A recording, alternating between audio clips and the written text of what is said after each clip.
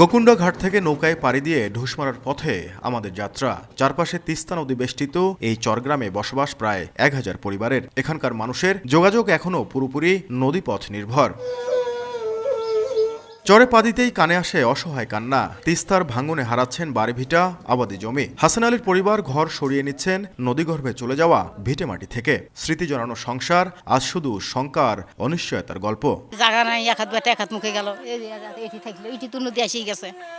কুটিতে যাবো তাকে বলতে পারি না। যে পাশে আসি 1-2 বছর থাকি, তারপরে মনে হয় আবার ফির ভাঙা শুরু হয়ে যায়। একটা বাড়ি ভাঙলে মনে করেন যে 50, 60, 70 হাজার টাকা এমনি খরচ হইতেছি। ঢুসমারা চরের মতো রংপুর বিভাগে ছোট বড় মিলিয়ে চরের সংখ্যা 6 শতাধিক, যেখানে বসবাস করেন অন্তত 4 লাখ পরিবার। দুর্গম যোগাযোগ ব্যবস্থার পাশাপাশি শিক্ষা, স্বাস্থ্য, স্যানিটেশন সহ নানা সংকট নিয়ে বসবাস চরাঞ্চলের বাসিন্দাদের। কৃষিকাজী জীবিকা, তাতেও রয়েছে জলবায়ু এবং প্রাকৃতিক দুর্যোগের ঝুঁকি।